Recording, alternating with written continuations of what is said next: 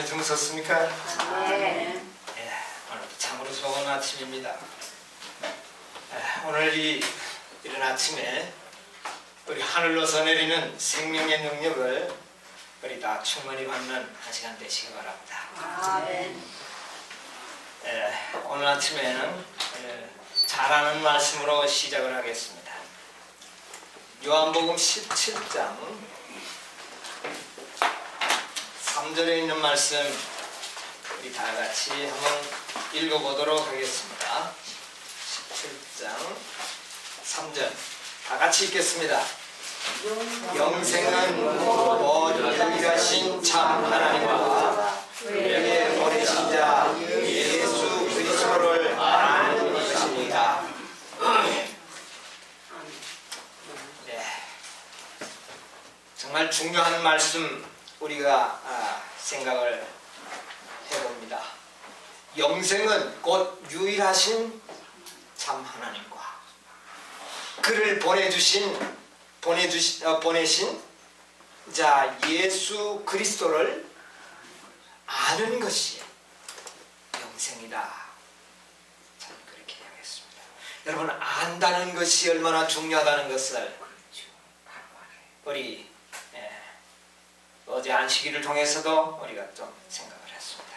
오늘 이 아침에도 아는 것의 중요성에 대해서 좀 생각을 하겠습니다. 여러분, 라오디게아 교회의 특징이 뭔지 아십니까? 많이 안다. 부자다. 예, 우리 미지근하다. 벗은 것을 모르는 요한계시록 3장에 참된 증인께서 라오디게아 교회에 하시는 말씀을 한번 들어보겠습니다. 17절에 내가 말하기를 나는 부자라 부요하여 부족한 것이 없다 하나 내 곤고한 것과 가련한 것과 가난한 것과 눈먼 것과 벌고 벗은 것을 알지 못하는 것이다. 여러분, 라오디게아 교회의 특징은 알지 못하는 것입니다. 그런데 스스로는 어떻게 생각합니까? 안다고 생각하죠. 아주 많이 안다고 생각을 합니다. 그러나 하나님의 참된 증인께서는 이 마지막 하나님의 백성이라고 자처하는 라오디게아의 백성들이 알지 못하는 데 문제가 있다는 것입니다. 그래서 하나님께서는 우리에게 정말 힘써 여호와를 알라고 하시는 그런 기회를 주셨고 또 영생이 바로 하나님과 예수 그리스도를 아는 것이다. 이렇게 이야기합니다.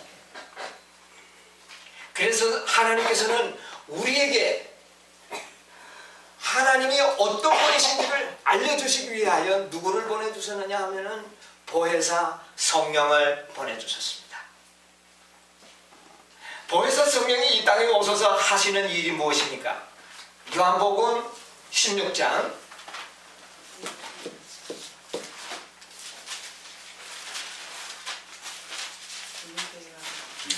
16장에 보면 8절부터 그가 와서 죄에 대하여 의에 대하여 심판에 대하여 세상을 책망하시리라. 왜 보혜사가 오셔서 우리에게 죄에 대하여 의에 대하여 세상을 책망하실까요? 우리가 무엇을 모르고 있기 때문에 죄를 모르고 그 다음에요 의를 모르고 심판이 무엇인지를 모르기 때문에 우리를 책망하시겠다고 그랬어요. 이 책망이 바로 라오디게아 교인들이 받을 책망입니다. 그들은 안다고 자부하고 있지만 참된 증인의 눈에서는 그들은 전혀 죄에 대하여 의에 대하여 심판에 대하여 모르고 있다는 것입니다. 이거 참 심각한 문제죠. 네. 그래서 성령께서 우리를 가르치시겠다고 말했어요. 죄가 무엇인지 의의가 무엇인지 우리를 가르쳐 주셔서 깨닫게 하시겠다는 거죠. 여러분, 이 성경을 통하여 잘 배우시는 분들은 죄와 의와 심판에 대해서 알게 되고 궁극적으로는 하나님의 품성을 재현하는 승리하는 백성으로 나타나게 됩니다. 성령께서 우리를 가르치시려고 합니다. 여러분, 성령을 통하여 배우시게 되기를 바랍니다. 아멘. 그 어떤 사람에게 배우려고 하지 마시고 성령을 통하여 친히 배우시기 바랍니다. 성령께서 우리를 진리로 인도하실 것입니다. 아멘. 진리를 통하여 우리를 깨우쳐 주실 겁니다. 여러분, 우리는 종종 사람들을 의지할 때가 많습니다. 성령께서 우리를 가르쳐 주실 거예요. 여러분, 성령의 우리를 가르칠 때 큰 소리로 가르치지 않기 때문에 지나쳐버릴 위험성이 참 많습니다. 성령은 우리에게 어떻게 가르치십니까? 세미한 음성으로 가르쳐 주십니다. 벼락치는 그런 야단치는 그런 모습으로 우리를 가르치지 않아요. 세미한 음성으로 우리를 가르쳐 줍니다. 무엇에 대하여? 우리의 양심을 통하여 너 그거 옳은 것이 아니다. 이건 옳은 것이다. 이런 일로 너가 심판을 받게 될 것이다. 성령은 우리에게 세미하게 가르쳐 주죠. 그런데 우리는 자칫 그 세미한 음성을 놓쳐버릴 때가 많습니다. 성령께서는 우리를 혼통치면서 가르치지 않습니다. 세미한 음성으로 우리의 마음에 임재하십니다. 여러분, 오늘 이 아침에 우리는 진리를 통하여 죄가 무엇인지 의의가 무엇인지 무엇에 대하여 우리가 심판을 받을 것인지에 대해서 좀 우리 생각을 해보도록 하겠습니다. 어제 저희가 죄에 대해서 좀 이야기를 드렸습니다. 여러분, 요한일서 3장에 보면 성경적인 죄의 정의를 아주 분명하게 해주셨습니다. 뭐라고 이야기를 했습니까? 4절에 죄를 짓는 자마다 무엇을요? 죄를 불법을 행하나니 불법을 행하나니 죄는 무엇이다? 불법이다. 여러분, 법을 범하는 것은 죄라, 그렇게 이야기를 하고 있습니다. 이것은 가장 참 원칙적인 죄의 정의를 아주 분명하게 이야기하고 있습니다. 그런데 어제 제가 죄에 대한 근본적인 죄를 좀 이야기를 했습니다. 이 불법은 죄라고 하는 이 죄는요, 원어로 아노미아라는 단어인데, 이 아노미아라는 말은 뭐냐면은 악을 행하는 것. 그러니까 거짓말을 했다, 도적질을 했다, 이것은 악을 뭐 한 겁니까? 행한 것이죠. 이런 죄는 아노미아라고 말합니다. 그런데 우리는 내가 행동으로 저지른 법을 범한 것만 우리는 뭐로 자꾸 생각을 하고? 죄라고 생각을 합니다. 물론 죄죠. 이것이 죄입니다. 여러분, 이 아노미아의 죄를 범한 자는, 불법을 행한 자는 형벌이 따릅니다. 우리 하나님께서 은혜롭고 자비롭고 노하기를 더디하지만 형벌 받을 자는 어떻게 해요? 결단코 면제하지 않은데, 그 형벌 받을 자가 어떠냐면은 법을 범한 악행을 한 자는 반드시 형벌을 받습니다. 유황불에서 고통과 그 죄 값을 치러야 합니다. 그러나 또 하나의 죄가 있는데, 그것이 뭐냐면은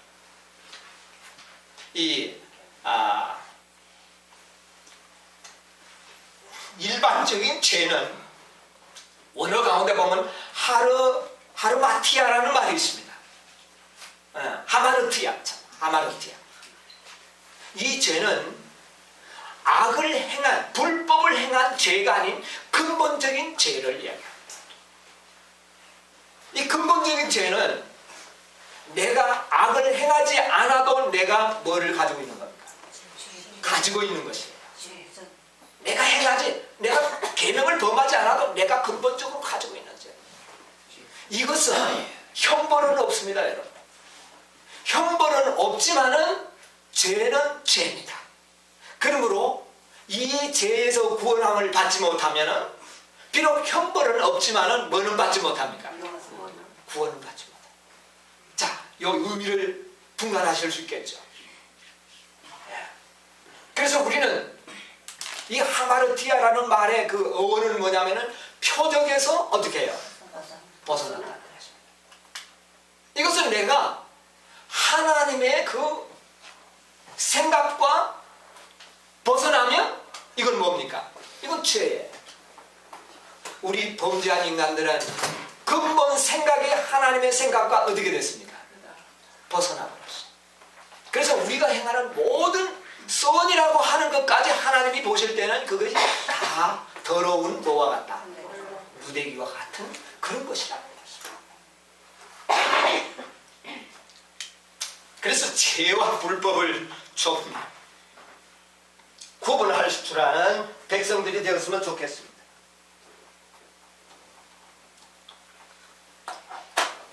그런데 우리가 히브리서 10장을 보도록 하겠습니다. 히브리서 10장 17절.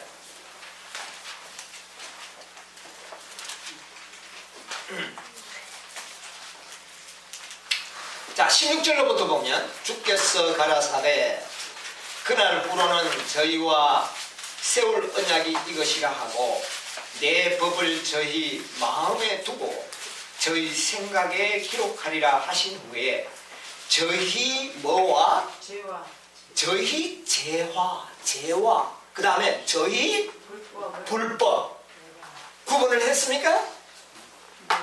구분되어 있습니다. 저희 죄와 그 다음에 또 저희들이 지은 불법을 행한 죄를 어떻게 해요? 기억지 아니하십니다. 여러분 여기 두 가지 죄가 구분이 되어 있다는 것을 보게 됩니다.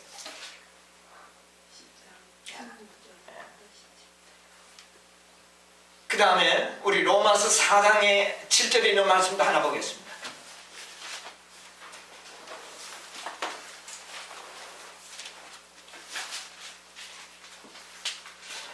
그 불법을 사심을 받고 누가요? 누가 이야기한 거죠? 이게 다윗이 말한 바 그 불법의 사함을 받고 여러분 다윗이 엄청난 불법을 행했습니까? 그렇죠. 엄청난 법을 벌였죠. 살인, 간음, 강도, 엄청난 법을. 자, 그 불법을 사심을 받고 그 다음에는 그 죄를 그 죄. 여러분 이 죄는 뭡니까? 하루마티아입니다. 근본적인 우리의 죄를 이야기합니다. 여러분 근본적인 죄를 우리가 문자적으로 표현하면 이기심, 교만, 자만심, 자부심. 여러분 이런 것이 없는 인생이 있습니까? 이것이 많고 적음의 차이를 구분할 수 있을까요? 그러므로 우리는 다 똑같이 하나님으로부터 불쌍히 여김을 받을 수밖에 없는 존재가 됩니다. 여러분 불법만 죄라고 한다면 저 사람보다 내가 낫다고 할 수가 있어요. 불법만 가지고 이야기한다. 그러나 근본적인 죄를 논하게 될 때는 낫고 못함이 없는 것입니다. 동일한 우리 다 죄인 중에 개수인 거예요. 이런 사실을 우리가 이해를 해야 합니다. 여러분 우리는 불법만이 우리의 죄로 규정해서는 안 됩니다. 이 사실을 우리가 잘 이해해요. 자, 하나님께서 아담 하와를 창조하실 때는 어떻게 창조하셨습니까? 누구의 형상대로? 하나님의 형상대로. 그러나 나중에 아담이 셋을 낳을 때는 누구의 형상대로? 하나님의 형상이 아닌 아담의 형상대로 셋을 낳으리라.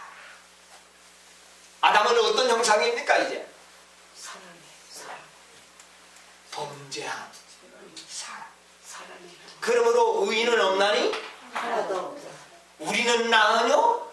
사도 바울이 그랬어요. 우리는 나으뇨? 그럴 수 없다.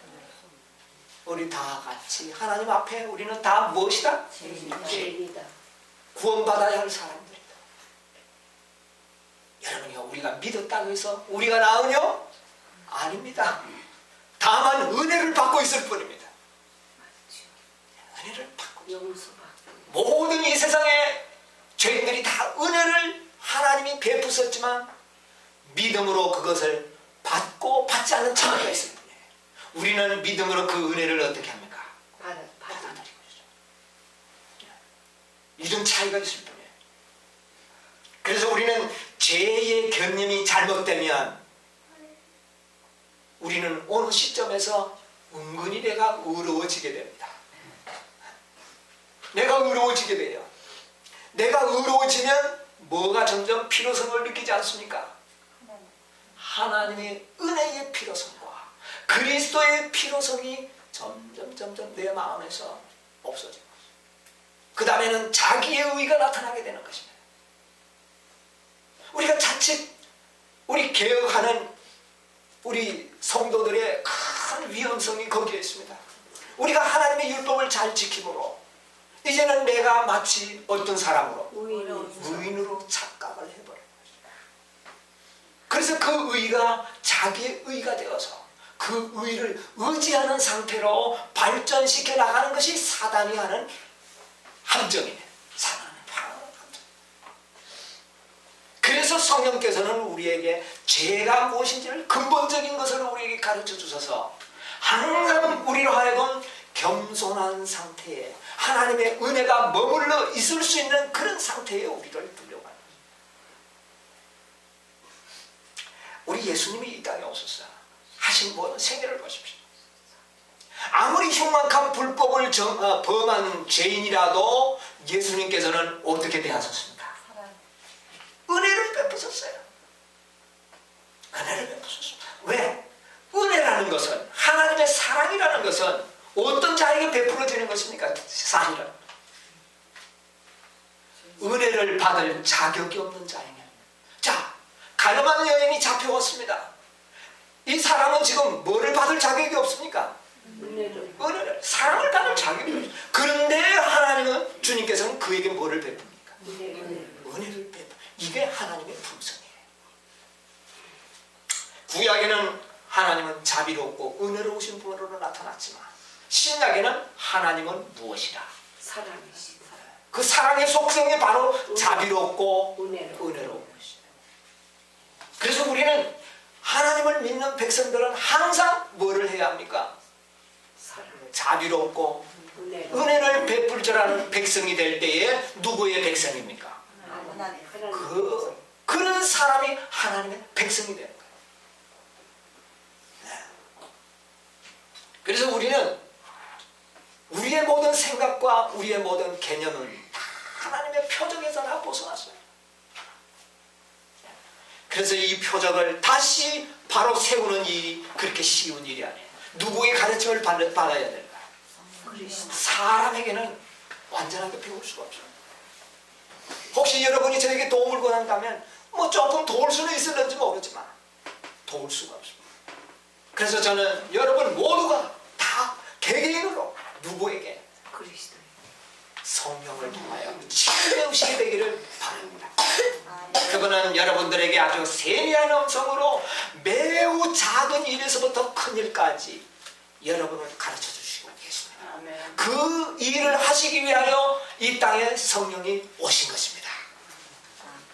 그 성령의 도우심을 받게 되시길 바랍니다. 아멘.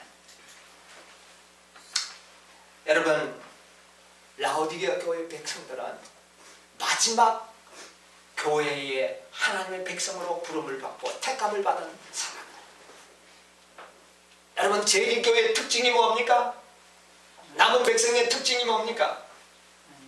요한계시록 14장 12절에 성도들의 인내가 있나니 마지막 성도들의 특징은 인내가 있나니 저희는 하나님의 계명과 예수 예수 믿음을 지킨다. 여러분 특징이 계명을 지키는 것입니다. 아 그렇습니까? 우리가 계명을 지키니까 안식일을 지키고 모든 10가지 계명을 지키니까 아 우리는 성도들이다.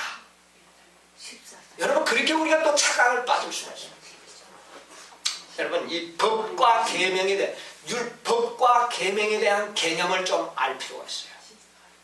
여러분 하나님의 율법은 하나님의 품성의 뭡니까? 사과. 사과입니다.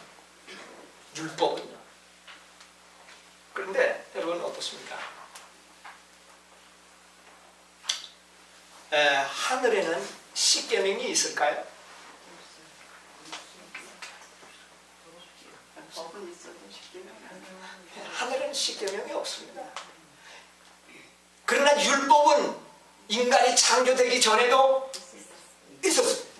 여러분 율법과 계명은 좀 분리해야 합니다. 하늘에 십계명이 있는 게 아닙니다. 도적질 하지 마라. 도적이 뭔지도 모르는 그 백성들에게 무슨 도적질이, 살인이 뭔지도 모르고 결혼이 뭔지도 경험해보지 않은 천사들에게 간음이 뭔가. 그러나 하늘에는 뭐는 있었습니까? 율법이 있었습니다. 여러분 우리는 이 율법이라는 말은 원어에 보니까 로모스라는 말인데 글자 그대로 법입니다. 법. 그러니까 하늘에는 뭐가 있다는 말입니까? 법이 있다는 말입니다. 뭐 법이라고도 하고 율법이라고도 합니다. 그러나 계명은 뭐냐면은 원어로 엔툴레라는 말인데 엔툴레라는 말은 뭐냐면은 명령, 계율 이런 뜻이 있어요. 그러니까 이 십계명은 뭐냐면은 범죄한 인간들을 위하여 주신 하나님의 계율입니다. 누구를 위해 주신? 인간을 위해. 범죄한 인간, 일반 인간이 아닙니다. 범죄한 인간들을 위하여 주신 특별한 하나님의 명령이에요. 그 명령을 몇 가지로 만들었느냐면 10가지로 만들었습니다.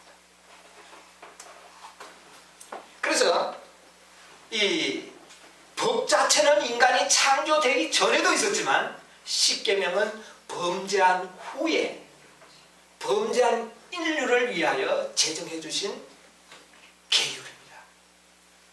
그래서 이것을 우리가 조금 구분을 할 필요가 있어요. 여러분 우리는 계명을 지키면서도 법은 범할 수도 있습니다. 네, 계명을 잘 지키면서도 하나님의 율법은 범할 수가 있다고 말입니다. 하늘의 법은 범할 수가 있어요. 여러분 우리는 도적질 안 합니다. 거짓말도 안 할 수 있습니다. 여러분 우리가 누구를 좀 우리가 볼 수 있느냐면은 어떤 부자 법관이 와서 뭐라고 이야기했습니까? 무엇을 어떻게 해요? 내가 어떻게 해야 영생을 얻으리까? 그러니까 예수님께서 뭐라고 답변하셨어요? 계명들을 지켜 계명들을 지켜라. 무슨 계명입니까? 10가지 계명을 요약해서 다 지켰습니다. 그러면 됐다. 예수님께 그렇게 하죠. 여러분 계율을 잘 지키는 것은 구원받을 일은 아닙니다. 그거 했다고 해서 구원받은 자격이 주어져요. 근데 예수님께서는 이제 뭐라고 이야기합니까? 그래? 그러면 내 모든 소유를 다 팔아 가난한 자를 사람에게 주라. 주라. 그런데 이거는 그는 뭐 했습니까? 할 수가 없었어요. 계명은 지킬 수가 있었는데 법은 지킬 수가, 이게 법이에요. 하늘나라의 법은 바로 자비를 베푸는 일입니다. 은혜를 베푸는 일. 그것을 신약시대의 용어로 말하면 사랑이라고 말합니다. 우리는 계명을 지키면서도 뭐는 없을 수가 있어요?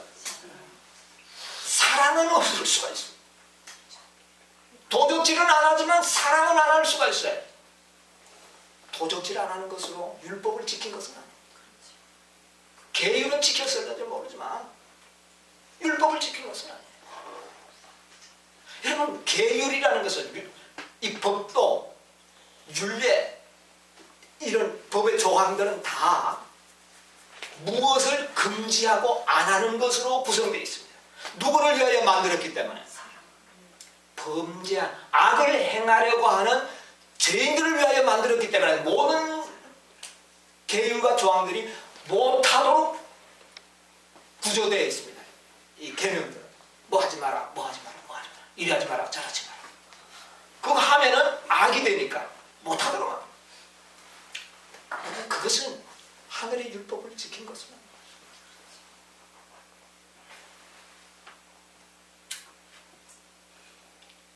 여러분, 우리가 어떤 계명이 크니까?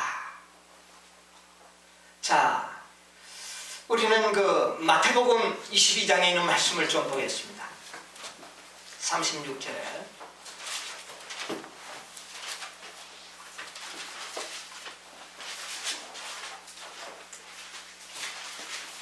그 중에 한 율법사가 예수를 시험하여 묻되 선생님이여 율법 중에 어느 계명이 크니까? 여기 보니까 율법 중에 뭐가요? 어느 계명이 크니까? 그러니까 예수님께서 뭐라고 대답하십니까? 네. 사실 모든 율법의 정의를 원칙을 이야기했죠. 첫째는 마음을 다하고 목숨 다하고 뜻을 다하여 주 너희 하나님을 어떻게 해요? 사랑하고 그 다음에는 내 이웃을 내 몸과 같이 사랑하라. 이것이 율법이요 선지자의 강령이라. 그러니까 하늘나라의 근본적인 율법은 뭐라는 말입니까? 하나님의 사랑, 그 다음에는 이웃사랑. 이것은 하늘과 땅의 동일한 법입니다. 그러나 도적질을 하지 말라. 이것은 하늘의 법은 아니에요. 범죄한 인간들을 위하여 만들어진 특별한 계율 조항입니다.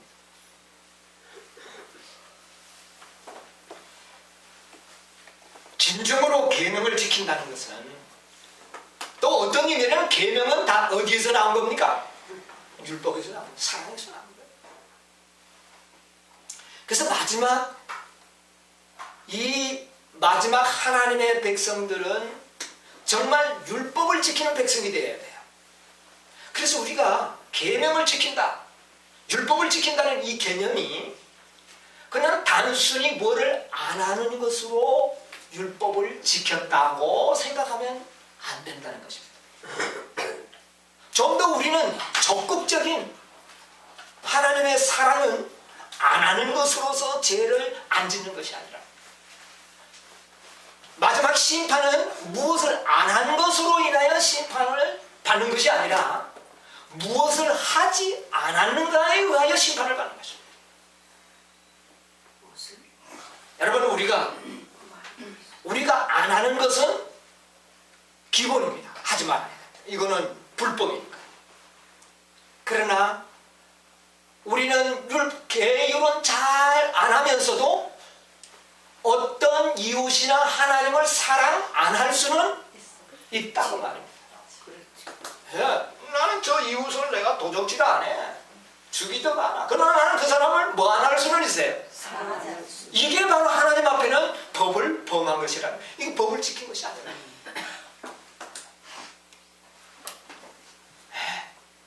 그래서 우리는 율법을 지킨다는 개념을 바꾸어 나가야 돼. 적극적인 이웃을, 원수를 어떻게 해요? 내 이웃을 내 몸과 같이 사랑하라. 그런데 그 이웃이 어떨 때는 내 원수일 수도 있다고 말입니다. 원수가 멀리 사는 존재, 원수가 어디 살아요? 내 집안 식구가 내 원수니라. 여러분, 원수가 어디 있어요? 내 집안 식구들이에요. 그런데도 어떻게 해야 합니까? 우리는 사랑해야 돼요. 몇 번이나 사랑해야 될까요? 자, 베드로가 예수님 앞에 질문을 했습니다. 선생님, 우리가 죄 지은 형제들에게 몇 번을 용서해 주면 되겠습니까? 7번 하면 되겠습니까? 그랬어요. 자, 한번 생각을 해봅시다.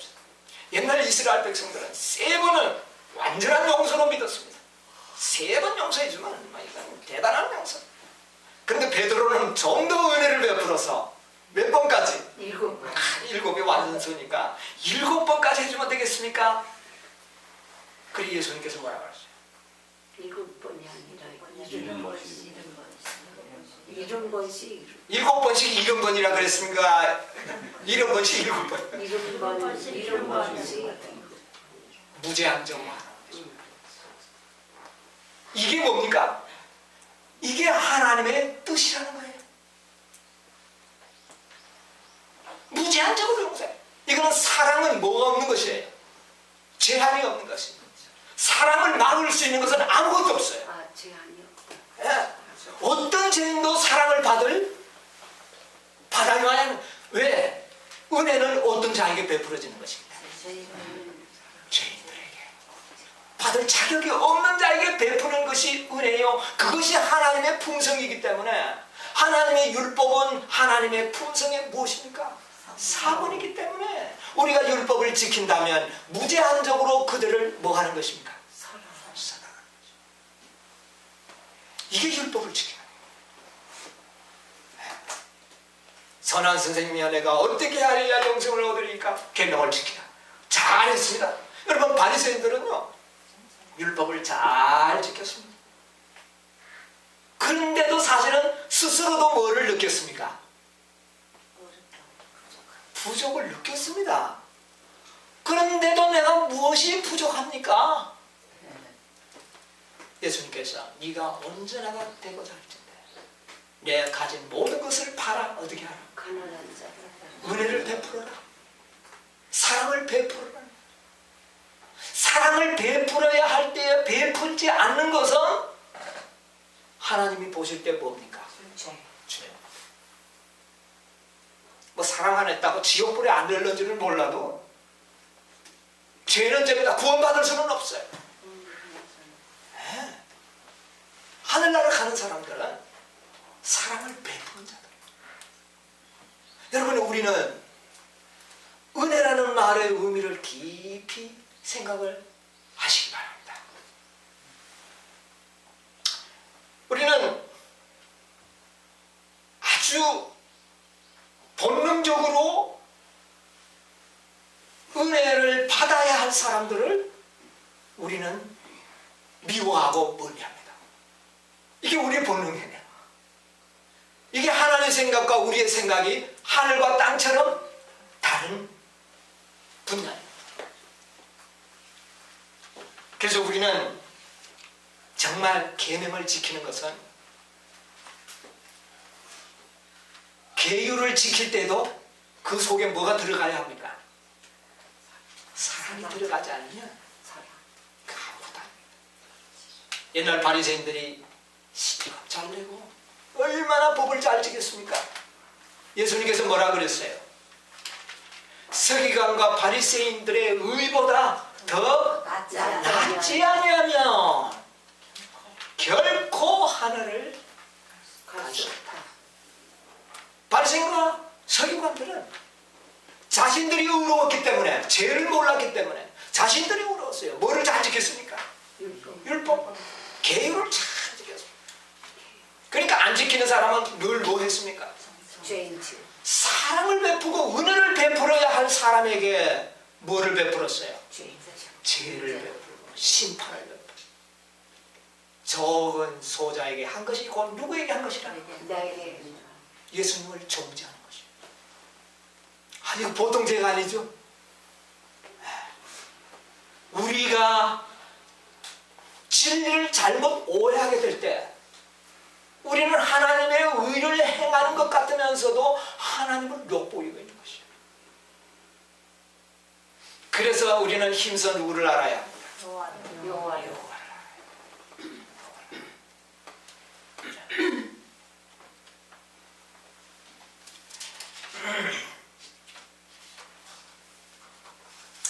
여러분 우리가 하나님의 계율을 몇 가지 남보다 더 지킨 것으로서 마치 하나님의 율법을 다 순종하고 있는 것처럼 우리 착각하면 안 됩니다. 오늘날 마지막 라오디게아 교인들이 남보다 법을 더 많이 지킵니다. 그러므로 나는 부자라 부여하여 부족한 것이 없다고 생각하게 됩니다. 분명히 남보다 의롭기 때문에 그런 착각에 빠질 가능성이 재림교회보다 우리들이 10배나 더 많습니다. 그렇죠. 10배나 더 많습니다. 사단은 하나님의 율법을 지킬 수 있다 그랬습니까? 없다 그랬습니까? 없다고. 언제 어디서부터? 하늘에서부터. 사람이 뭐 되기 전에, 창조되기도 전에 하나님과 하늘에서 전쟁을 일으킨 요인이 거기 있습니다. 하나님의 율법은 이기적인 율법이다. 하나님 자신을 위해서 만들었다. 누가 누구에게 뒤집어 씌우는 겁니까? 하나님. 사단 지가 이기심이면서도 누가 이기심이라고요? 하나님이 이기적이다.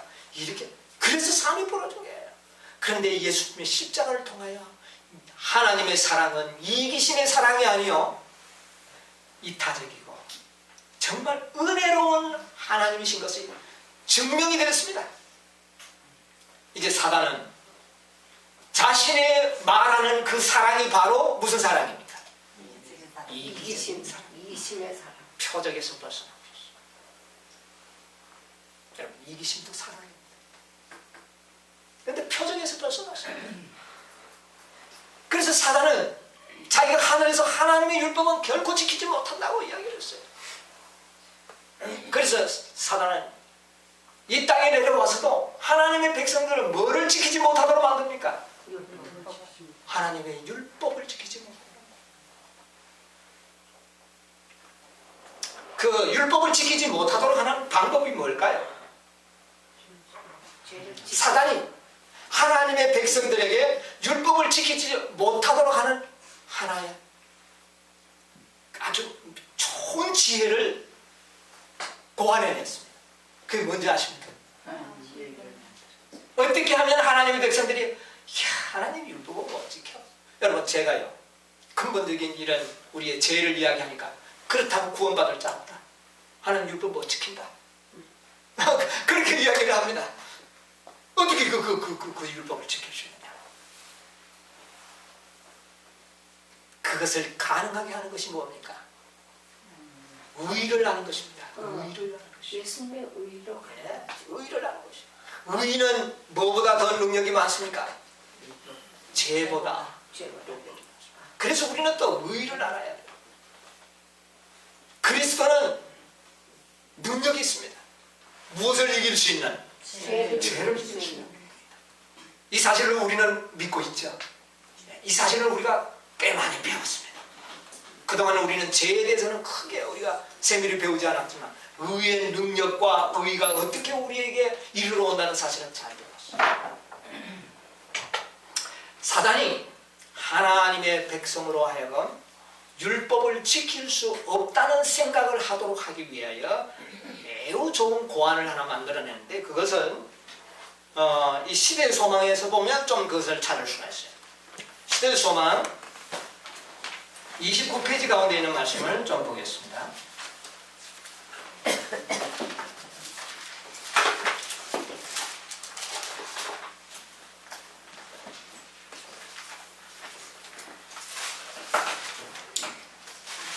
페이지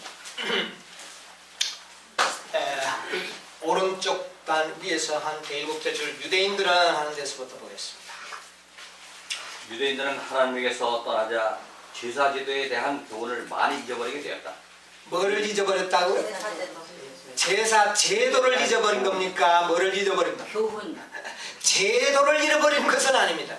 뭐를 잊어버렸어요? 교훈을 그 제도 속에 들어있는 뜻을 잃어버렸어요. 여러분 뜻을 잃어버린 겁니다. 교훈을 잃어. 자, 그 다음에 읽으세요. 이 제사제도는 그리스도께서 친히 규정하신 것이었다. 이 제도의 각 부분에 그분을 가리키는 표상이 있었다. 이 제도에는 생명력과 영적 미가 가득 차 있었다. 자, 이 제도 속에는 뭐와 생명과 영적 아름다움이 가득하 있었다. 여러분, 이 성소 제도나 제사 제도는 하나님의 품성, 생명이 충만한 제도. 그런데 교훈을 잊어버리고 뭐만 유대인들은 기억합니까? 제도, 제도. 자, 계속 해주세요. 그러나 유대인들은 그들의 의식에서 영적 생명을 상실하였으며 죽은 형식에 제도에만 뭐했다? 집착하였다. 그 다음에 그들은 죄물이 가리키는 그분을 의지하는 대신에 희생제물과 의문 그 자체를 신뢰했다. 제도 자체를 신뢰했다. 예. 제사장과 랍비들은 그들이 잃어버린 것을 보충하기 위하여 자, 이제 그들은 그 교훈을 잃어버렸기 때문에 부족을 느낄까요? 네. 생명력과 영적인 아름다운 품성이 없어져 버린 거예요. 그걸 잊어버렸기 때문에. 그런데 부족이 나타나니까 그 부족을 메꾸기 위해서 어떻게 하는가? 보세요. 그들 자신의 여러 규정들을 많이 뭐를 만든다고요?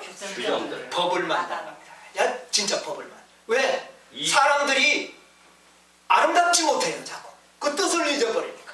그 능력을 생명력은 능력입니다. 능력과 품성의 뭔지를 잃어버렸기 때문에 이제는 사람들이 변해갑니다. 악하게. 그러니까 그것을 방지하기 위해서 이제 뭐를 만듭니까? 규정들을 법을 만듭니다. 자, 보세요. 이 읽으세요. 규정들이 엄격해질수록 하나님께 대한 사랑은 더욱 적게 나타난다. 예.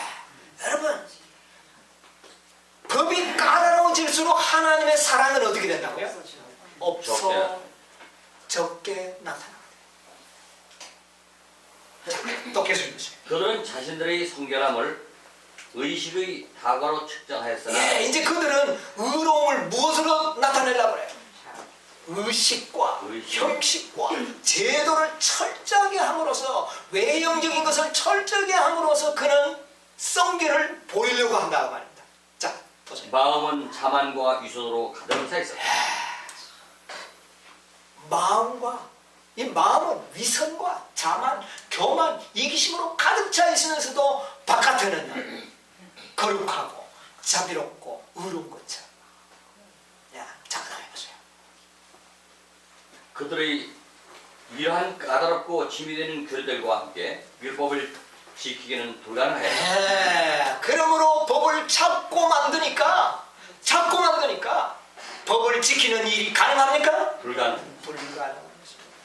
그러므로 사단은 하나님의 율법은 뭐 할 수 없다? 지킬 수 없다. 하나님이 주신 계율은 간단합니다. 10가지 계명. 그런데 인간들이 악함으로 인하여 많은 생명력과 그분의 품성의 아름다움을 잃어버렸기 때문에 많은 법들을 만듭니다. 여러분, 미국에요. 무슨 사건만 터지면 무슨 법, 무슨 누구 사람 이름까지도. 우리 한국 국회도 뭐 장미란법 뭐 이런 거 자꾸 만들죠. 앞으로 무슨 법 자꾸 만드는지 압니까? 무슨 죄만 터지면 법 하나, 또 죄만 터지면 법 하나. 여러분, 그래서 그 법들은 결국은 그 법을 지킬 수 없도록 만들어버리는 겁니다. 미국도 그렇고 인간 나라들이 그렇고 이것이 누가 고안한 것입니까? 사단이 고안한 것입니다. 하나님의 율법을 지키지 못하도록 하기 위해서 법을 자꾸 엄격하고 까다롭게 만듭니다. 여러분, 우리가 과거의 개혁운동들이 사람들이 생명력과 아름다움을 잃어보니까 뭐를 강하게 만들어요? 법을 까다롭고 엄격하게 만들어요. 그러니까 뭐가 사라집니까? 사라져요. 결국은 하나님의 율법은 뭐 할 수 없는 율법이다. 지킬 수 없다는 결론을 내리게 하는 것입니다. 여러분, 이런 사단의 기만에 빠지지 않게 되기를 바랍니다. 여러분, 하나님의 율법을 까다롭게 만들지 마시기 바랍니다. 죄를 자꾸 만들지 마시고, 법을 만든다는 것은 뭐를 만드는 겁니까? 죄. 뭐 오리만 걸어가도 죄다. 뭐도 가져가면 죄다. 뭐만 해도 죄다. 뭐 간식하면 죄다. 뭐 하면 죄다. 자꾸 죄를 만드는 겁니다. 여러분, 간식하면 죄가 아닙니다. 간식하면 내 건강에 손해를 보고, 내 건강에 손해를 보면 의를 행하는 일에 지장을 받을 겁니다. 자꾸 죄를 만들지 마십시오. 우리는 뭐를 자꾸 만들려고 합니까? 먹든지 마시든지 뭐를 하도록 해야 돼요? 영광을 위해서. 여러분, 법을 까다롭게 만들지 마십시오. 그것은 궁극적으로 우리는 너무 힘들다. 하나님의 법칙이 너무 힘들다는 결론을 내리게 된 거죠. 그것은 그 속에 뭐가 들어가야, 뭐가 빠져버렸습니까? 이미 생명력. 여러분이요, 모든 하나님의 말씀 속에 생명력을 잃어버리고 그 속에서 아름다움을 잃어버렸을 때는 까다로운 법만 남게 됩니다. 그래서 모든 하나님의 명령 속에는 약속과 축복으로 제시되어야 하지 죄로 제시되어서는 안 됩니다. 여러분이요, 죄를 규정짓는 것은 십계명입니다. 다른 모든 것은, 다른 모든 하나님의 말씀들은 축복과 약속이지 죄가 아닙니다. 아멘. 그것을 다 죄로 만들어버리면 야, 이거 누가 지키겠느냐. 법을 많이 만들면 뭐가 없어진다? 안 보인다고요? 사랑이 안 보입니다. 안 보여요. 법이 있으면 냉랭해져 버립니다. 여러분이 우리의 모든 하나님이 우리에게 하라고 하신 명령 속에는 약속으로 제시되어야 합니다. 축복으로 제시되어야 합니다. 그래서 하나님의 생명력을 얻게 하고 그 속에서 하나님의 사랑을 보게 하지 못한다면 그것은 실패가 되는 거예요. 사단은 그 속에서 하나님의 아름다움과 그 속에 축복을 보지 못하고 그것을 법과 규정으로 만들어버리기 때문에 뭐가 없어지는 거예요? 사랑이 식어버립니다.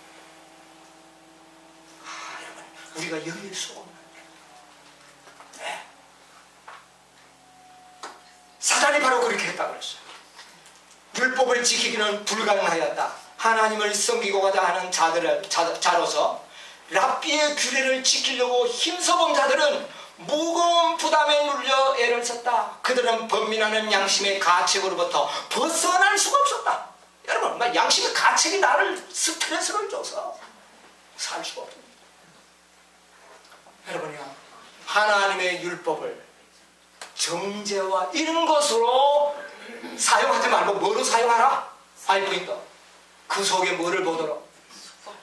생명력과 아름다움을 보도록. 그래서 너희는 근처에 11조를 드리고 하나님의 계율을 지킨다고 하나 율법 속에 있는 뭐를 잃어버렸다? 의와 인과 신을 잃어버렸다. 그걸 잃어버린 거예요. 그러면 그 율법은 사람을 죽이는 거예요. 그래서 여러분이요, 우리는 모든 하나님의 말씀 속에서 생명력을 찾아야 합니다. 하나님의 모든 명령에서 아름다운 품성으로 나타납니다. 그럴 때에 사랑이 나타나게 되고 거기서 능력이 나타나고 아름다움이 나타나는 것입니다. 사단은 우리를 그렇게 만들어요. 여러분, 제 강의를 살펴보면 제가 그런 실수를 상당히 많이 한 겁니다. 배우능에서 율법의 중요성을 배우고 난 다음에 나머지 그냥 죄를 찾아내는데 뭐 퍼쩍퍼쩍 찾아내가지고는 우리가 그런 일을 많이 했어요. 우리가 죄에 대하여, 의에 대하여, 심판에 대해서 우리가 배우지 못했기 때문에 그랬어요. 그래서 하나님의 율법은 무엇이다? 사랑이다. 그 사랑의 속성은 자비롭고 은혜롭고 노하기를 뜻하네. 그러나 형벌을 받을 자는, 뭐를 범한 자는? 형벌 받을 자. 십계명을 범한 자는 결단코 면죄가 없습니다. 우리가 하나님의 모든 명령을 잘 순종하지 않고 그 속에서 생명력과 아름다움을 보지 못하고 궁극적으로 우리는 십계명을 범하게 되는 것입니다. 그래서 우리는 뭐를 행하는 자가 되어버립니까? 불법을 행하는 자가 되는 것입니다. 그래서 하나님의 명령을 우리는 잘 순종해야 됩니다. 그 속에서 우리는 생명력을 얻고, 자, 예수님께서 이 땅에 오셔서 그 바리새인들로부터 아주 정죄를 받았습니다. 안식일의 창시자에게 안식일을 범한 자라는 누명을 씌웠습니다. 예수님께서 안식일날 38년 된 그 병자를 고쳤습니다. 그리고 또 어떻게 했습니까? 내가 누워있던 상을 들고 어떻게 해요? 걸어가라. 그런데 이것은 누구 계율에 어긋나는 겁니까? 유대인들의 계율이 어려. 안식일에 아무 일도 하지 말라는 이것을 잘못 해석을 한 번. 그 속에서 생명력과 아름다움을 잃어버린 유대인들은 안식일에 뭔 일만 하면 안 되는 것으로. 자, 그래서 38년 되는 중平왕자가 이거 뭐 자기가 나서니 얼마나 기쁘겠습니까? 자리를 들고 가라니까 어떻게 합니까? 들고 걸어가니까 바리새인들 유대인들이 보고 오늘 안식일인데 뭐를 들고 갑니까? 이거 어떻게 무거운 그 침낭을 들고 가거든요. 뭐 했습니까? 정죄했습니다. 그런데 예수님께서 일부러 안식일날 그렇게 하도록 했어요. 그래서 유대인들이 볼 때는 마치 예수님은 뭐를 범한 자입니까? 안식일을 범한 자였어요. 그러나 나는 안식일이 뭐다? 주입니다. 하나님의 뜻을 몰랐어요. 아무 일도 하지 말라고 하는 그 말의 의미를 몰랐습니다. 아무 일도 하지 말라는 말의 의미가 뭡니까? 자기의 이기적인 목적을 위하여 아무 일도 하지 말라. 남을 위하여 봉사하고 선한 일에 정죄받는 일, 안식일에 선을 행하는 일이 뭐 아니라 옳은 일. 안식일에 소경을 고쳤습니다. 유대인들이 찾아와서 왜 다른 날 고치면 되지 왜 안식일에 고치느냐고. 안식일에 선을 행하는 것이 옳다. 여러분요, 율법의 창시자인 예수님께서 이 땅에 와서 정죄를 받았습니다. 우리가 그런 식으로 법을 지킨다면 이 세상에 정죄받지 않을 사람이 어디 있습니까? 누구도 정죄받았는데 하나님도 정죄받았습니다. 그런 사람들. 여러분, 우리가 그런 법을 지키는 거예요. 법은 사랑의 법이요, 자비의 법이요. 물론 잘 지켜야 되는, 안 하는 것 열심히 안 해야 됩니다. 그런데 누가 안 해야 되는 겁니까? 누가 안 해야 되는 겁니까? 이웃이 안 해야 되는 겁니까? 내가 안 해야 되는 겁니까? 내가 안 해야 되는 거죠. 자신에게 철저한 건 좋습니다. 예수님 불필요하고 안식일날 침낭 들고 다니지 않았어요. 자신은 철저하게 했어요. 그러나 이웃에게는 뭐를 베풀었어요? 사랑과 자비를 베풀었어요.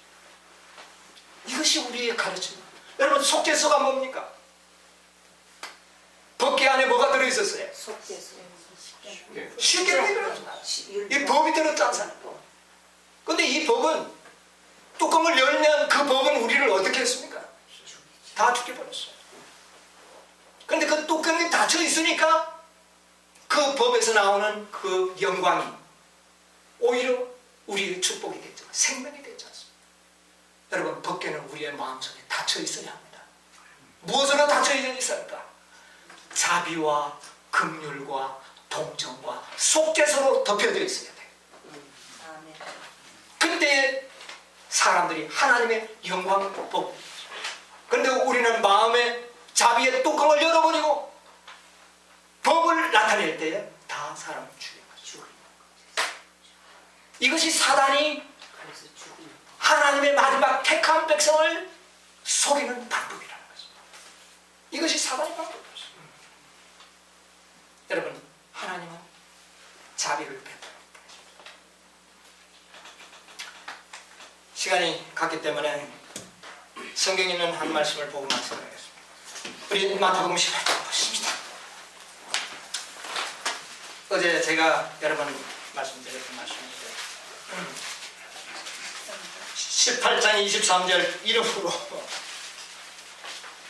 이러므로 천국은 그 종들과 회개하려 하던 어떤 임무와 같으니 회개할 때 1만 달란트 빚진 자 하나를 데려오매 갚을 것이 없는지라 주인이 명하여 그 몸과 처와 자식들과 모든 소유를 다 팔아 갚게 하라 한데 그 종이 엎드려 절하며 가로되 내게 참으소서 다 갚으리다 하거늘 그 종의 주인이 불쌍히 여겨 놓아하며 그 빚을 탕감하여 줬더니 그 종이 나가서 지에게 100데나리온 빚진 동관 하나를 만나 붙들어 목을 잡고 가되 빚을 갚으라 하매 그 동안이 엎드려 간구하여 가되 나를 참아주소서 갚으리다 하되 허락하지 아니하고 이에 가서 저가 빚을 갚도록 오게 가두거늘 그 동관들이 그것을 보고 심히 민망하여 주인에게 가서 그 일을 다 구하니 이에 주인이 저를 불러다가 말하되 악한 종아 네가 빌기에 내가 네 빚을 전부 탕감하여 줬거늘 내가 너를 불쌍히 여김과 같이 너도 네 동관을 불쌍히 여김이 마땅치 아니하냐 하고 주인이 노하여 그 빚을 다 갚도록 저를 옥졸들에게 붙이니라. 아멘. 너희가 각각 중심으로 형제를 용서하지 아니하면 내 주님께서도 너희에게 이와 같이 하시리라. 여러분 무엇으로 심판을 받을는지 한번 생각해 보시기 바랍니다. 무엇 때문에 우리가 심판을 받겠습니까? 무엇으로? 용서를 못해서. 자비와 은혜를 베풀지 않은 것으로 인하여 심판을 받게 될 것입니다. 딴 것이 아닙니다. 십계명 범한 것으로 물론 심판받죠. 그러나 궁극적인 하늘나라의 구원의 자격은 은혜를 베풀었느냐 베풀지 않았느냐로 심판을 받게 되겠습니다. 죄에 대하여 의에 대하여 심판에 대하여 분명한 이해를 갖게 되시기를 바랍니다. 아멘. 여러분 은혜를 베풀 줄 아는 백성들이 되십시다. 아멘. 몇 병까지 용서해 주니까 그런 질문을 하지 맙시다. 무제한 적 100%야. 이것이 누구의 뜻입니까? 우리 모두가 이런 자비심과 은혜로운 마음으로 가득 찰 때 우리는 하나가 될 것입니다. 다른 방법이 없습니다. 우리 자신의 죄를 알고 의를 알고 심판이 무엇인지를 아는 백성들만이 연합이 될 거예요. 우리는 이것을 알지 못하면 쪼가리 원수는 지금 연합되는 모습을 어제 저녁에 우리가 이야기했지 않습니까? 온 세계가 거짓 그리스도를 중심으로 하나가 되고 있습니다. 거짓 품성에 매료되고 있습니다. 그들은 하나 되고 있어요. 예수님께서 뭐라고 기도하셨습니까? 아버지와 내가 하나인 하나가 것처럼 된 것까지. 저희들도 어떻게 해요? 하나가 하나 되는 게 주시오. 여러분 우리는 하나가 돼요. 분리가 아닙니다. 하나. 여러분 원자탄과 수소탄의 차이가 뭡니까? 뭐가 다릅니까? 우리 이 목사님 원자탄은 뭐 어떻고 수소탄은 어떤 겁니까? 원리가? 원자탄은 그 분리되면서 나오는 에너지를 폭발하는 거고 수소탄은 연합하면서 나오는 에너지. 원자탄은 원자가 분리하는 힘, 어마어마한 힘이 있습니다. 여러분 죄에서 분리하는 것 힘이 필요합니다. 원자탄의 힘이 필요해요. 그러나 우리가 의로서 연합하는 일은 원자탄 힘보다 더 강한 힘이 필요합니다. 아멘. 수소탄의 위력이 필요합니다. 여러분 우리가 죄에서 분리하는 과정, 오류에서 분리하는 과정 힘들었죠? 이제 우리가 하나가 되는 일은 그것보다 더 힘든 겁니다. 우리가 죄를 알고 의를 알고 심판을 알지 못하면 연합되지 않습니다. 옛날 오순절 다락방에서 그들이 의와 죄와 심판에 대해서 제대로 알았을 때 그들의 오직 소원은 뭡니까? 그들의 오직 소원은 첫날 저녁에 우리 이 목사님이 읽었어요. 그들의 오직 소원은 그리스도와 같은 품성이 되는 것이 그들의 소원이었어요. 이것으로 중첩되어 은혜를 베풀 줄 알고 마음이 하나가 되게 돼요. 높고자 하는 마음이 전혀 없어져요. 그게 그대로 없어지는 게 아닙니다. 뭐를 배운 자들만 의를 배우는 죄와 의와 심판에 대해서 배운 자들만 하나가 됩니다. 여기에는 수소폭탄의 위력이 나타날 것입니다. 아직 여러분이 수소폭탄은 이 땅에서 터지지 않았어요. 원자탄은 터졌죠. 일본 히로시마에서 터졌습니다. 굉장하죠. 앞으로 늦은 수소폭탄이 터지게 될 것입니다. 어떤 자에게요? 하나가 되는 자들. 하나가 됩니다. 하나가 되기 위해서는 자기가 희생되어야 합니다. 그리스도와 사랑이 돼야 돼. 진정한 하나님의 율법이 자신의 생애의 원칙이 되어야만이 연합이 이루어져요. 여러분, 이런 하나 되는 백성들이 되시기 바랍니다. 아멘. 여러분, 우리 모든 것을 주님께 헌신합니다. 참으로 내가 아닌 오직 하나님의 영광과 아버지께 대한 사랑과 이웃에 대한 사랑이 우리의 삶의 원칙들이 되십니다. 아멘. 그래서 여러분이요, 하나님의 영광으로 온 땅을 환하게 비추는 저와 여러분의 생애가 되시기를 간절히 바라면서 이 아침에 말씀을 마치겠습니다. 아멘.